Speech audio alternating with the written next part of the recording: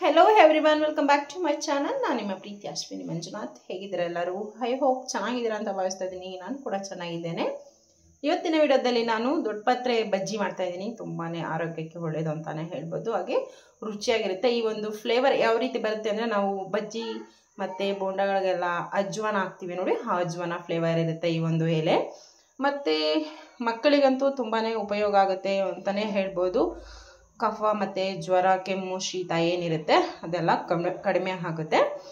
ಇದನ್ನು ಜೇನುತುಪ್ಪದಲ್ಲಿ ಬೆರೆಸಿ ತಿನ್ನಿಸೋದ್ರಿಂದ ಅಂದರೆ ಇದ್ರ ರಸವನ್ನು ಕುಟ್ಟಿ ತೆಗೆದು ಅದರ ರಸ ಮತ್ತು ಜೇನುತುಪ್ಪ ಒಂದೆರಡು ಮೆಣಸಿನ ಕಾಳನ್ನು ಸೇರಿಸಿ ಚೆನ್ನಾಗಿ ಅದನ್ನು ನೈಸಾಗಿ ಒಂದು ಬೆಣ್ಣೆ ರೀತಿ ಮಾಡಿ ಅದನ್ನು ಬಾಯಲ್ಲಿ ಇಟ್ಟು ತಿನ್ನಿಸಿದ್ರೆ ತುಂಬಾ ಚೆನ್ನಾಗಿರುತ್ತೆ.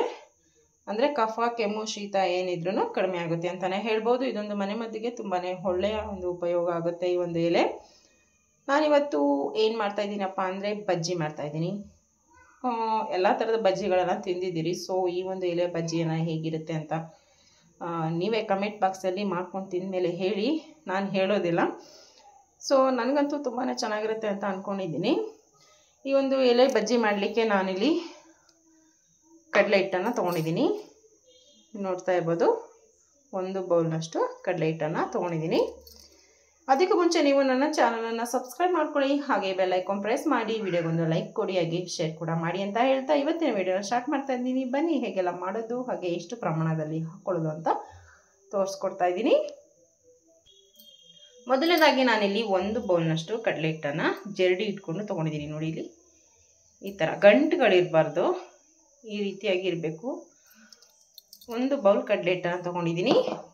ಹಾಗೆ ನಾನಿಲ್ಲಿ ಒಂದು 10 ರಿಂದ 15 ಅಥವಾ 20 ಎಲೆಗಳು ತೊಗೊಂಡು, ನಿಮ್ಗೆ ಎಷ್ಟು ಬೇಕೋ ಅಷ್ಟು ತೊಗೊಂಡು ನೀವು ಮಾಡ್ಕೊಬಹುದು. ಇಷ್ಟೇ ತೊಗೊಳ್ಳಿ, ಇಷ್ಟೇ ಪ್ರಮಾಣದಲ್ಲಿ ಎಲೆಗಳನ್ನು ತೊಗೊಳ್ಳಿ ಅಂತ ಹೇಳೋದಿಲ್ಲ.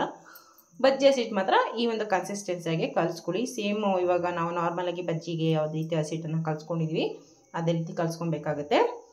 ಇವಾಗ ಇದನ್ನು ತೊಳೆದು ನೀಟಾಗಿ ಸೋರಿಸಿ ಇಟ್ಕೊಂಡಿದ್ದೀನಿ. ಒಂದು ಬೌಲ್ ತೊಗೊಂಡಿದ್ದೀನಿ. ಬೌಲ್ಗೆ ನಾನು ಕಡಲೆ ಹಿಟ್ಟನ್ನು ಹಾಕ್ಕೊಳ್ತಾ ಇದ್ದೀನಿ.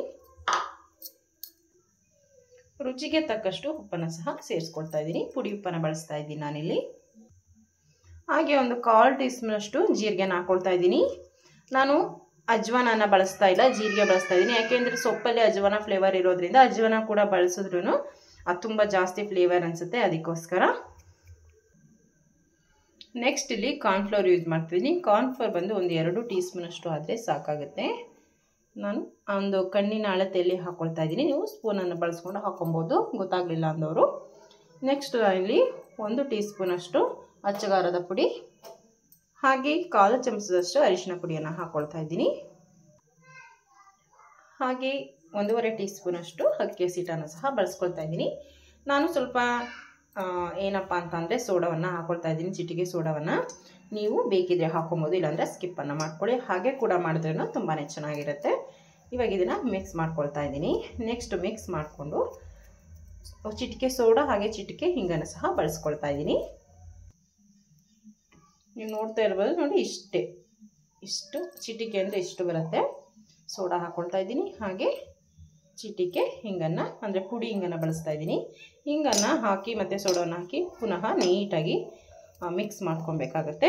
ಮಿಕ್ಸ್ ಮಾಡಿಕೊಂಡು ನಾವೇನು ಮಾಡಬೇಕಪ್ಪ ಅಂತ ಅಂದರೆ ಸ್ವಲ್ಪ ನೀರು ಹಾಕ್ಕೊಂಡು ಬಜ್ಜಿ ಅದಕ್ಕಿಂತ ಸ್ವಲ್ಪ ಗಟ್ಟಿಯಾಗಿ ನಾವು ಕಲಿಸ್ಕೊಬೇಕು. ಏಕೆಂದರೆ ಎಲೆಗೆ ಅಂಟ್ಕೊಬೇಕು ಹಿಟ್ಟು. ಆ ರೀತಿಯಾಗಿ ಮಾಡಿದ್ರೆ ತುಂಬ ಚೆನ್ನಾಗಿರುತ್ತೆ ಬಜ್ಜಿ ಅಂತಲೇ ಹೇಳ್ಬೋದು.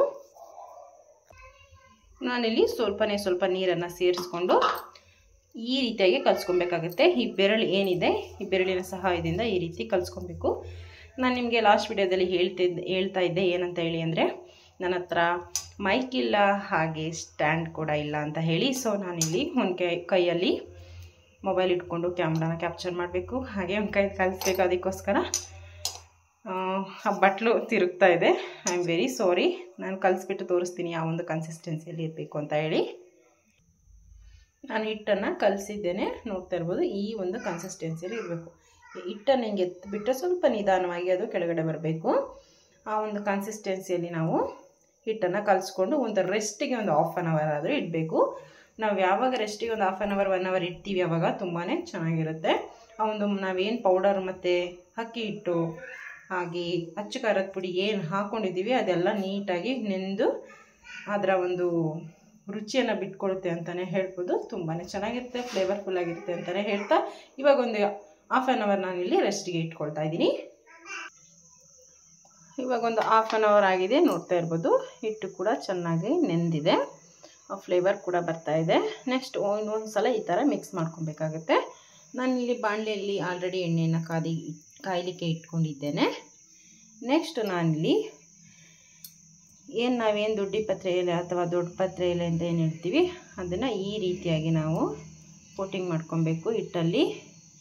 ನೀಟಾಗಿ ಅದು ಹದ್ದಂಗೆ, ಅಂದರೆ ಎಲೆ ಕಾಣಬಾರ್ದು, ಈ ಥರ ಸೈಡಲ್ಲಿ ಈ ಥರ ಮಾಡ್ಕೊಳ್ಳಿ. ಜಾಸ್ತಿ ಆದರೆ ಹಾಕ್ಕೊಂಡು ಮೀಡಿಯಮ್ ಫ್ಲೇಮಲ್ಲಿ ಬೇಯಿಸ್ಕೊಬೇಕಾಗುತ್ತೆ. ಇದೇ ರೀತಿ ಒಂದೊಂದಾಗಿ ನಾವು ಬಿಟ್ಕೊಳ್ತಾ ಬರಬೇಕು. ಇನ್ನೊಮ್ಮೆ ತೋರಿಸ್ತೀನಿ, ನೋಡ್ತಾ ಇರ್ಬೋದು.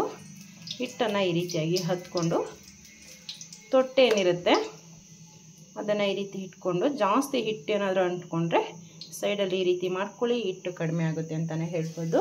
ನೋಡಿ, ಹಿಂಗೆ ಆಗ್ತಿದ್ದಂಗೆ ಮೇಲೆ ಬರಬೇಕು. ಆ ರೀತಿಯಾಗಿ ನಾವು ಎಣ್ಣೆಯನ್ನು ಕಾಯಿಸ್ಕೊಬೇಕು. ಹಾಗೆ ಹಿಟ್ಟನ್ನು ಸಹ ಅದೇ ರೀತಿ ಕಲಿಸ್ಕೊಬೇಕಾಗುತ್ತೆ. ಇದೇ ರೀತಿ ಒಂದೊಂದಾಗಿ ನಾನು ಬಿಟ್ಕೊಳ್ತಾ ಇದ್ದೀನಿ.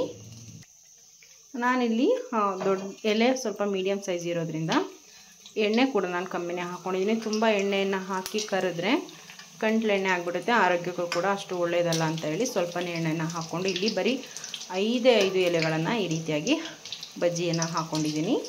ಈ ರೀತಿಯಾಗಿ ನಾವು ತಿರುಗಿಸ್ಕೊಳ್ತಾ ಮೀಡಿಯಮ್ ಊರಿನಲ್ಲೇ ಚೆನ್ನಾಗಿ ಬೇಯಿಸ್ಕೊಬೇಕು. ಈ ಕಲರ್ ಬರಬೇಕು, ಆ ಕಲರ್ ಬರೋ ತನಕ ನಾವು ಬೇಯಿಸ್ಕೊಬೇಕಾಗುತ್ತೆ. ಇಲ್ಲಿ ಗೋಲ್ಡನ್ ಬ್ರೌನ್ ಕಲರ್ ಬಂದಿದೆಯಲ್ಲ, ಈ ಒಂದು ಕಲರಲ್ಲಿ ಬರಬೇಕು ಬಜ್ಜಿಗಳು.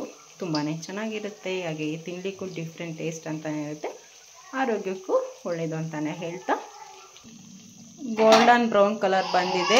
ನೆಕ್ಸ್ಟ್ ನಾನಿಲ್ಲಿ ಒಂದು ಪಾತ್ರೆಗೆ ಹಾಕ್ಕೊಳ್ತಾ ಇದ್ದೀನಿ. ಅಂದರೆ ಎಣ್ಣೆಯನ್ನು ಸೋರ್ಲಿಕ್ಕೆ ನಾನಿಲ್ಲಿ ಹಂಚನ್ನು ಇಟ್ಕೊಂಡಿದ್ದೀನಿ, ತವಾ ಅಂತ ಹೇಳಿ. ಆ ಒಂದು ಹಂಚನ್ನು, ಇದು ಹಳೆ ತವಾ, ಸೊ ಎಣ್ಣೆ ವೇಸ್ಟ್ ಆಗುತ್ತೆ ಅಂತ ಹೇಳಿ ಈ ರೀತಿ ಹಾಕ್ಕೊಳ್ತಾ ಇದ್ದೀನಿ. ಇದೇ ರೀತಿ ಎಲ್ಲವನ್ನು ಬಿಟ್ಕೊಳ್ತಾ ಇದ್ದೀನಿ ನಾನಿಲ್ಲಿ. ಈ ಒಂದು ವಿಡಿಯೋ ಇಷ್ಟ ಆಗಿದೆ ಅಂತ ಭಾವಿಸ್ತಾ ಇದ್ದೀನಿ.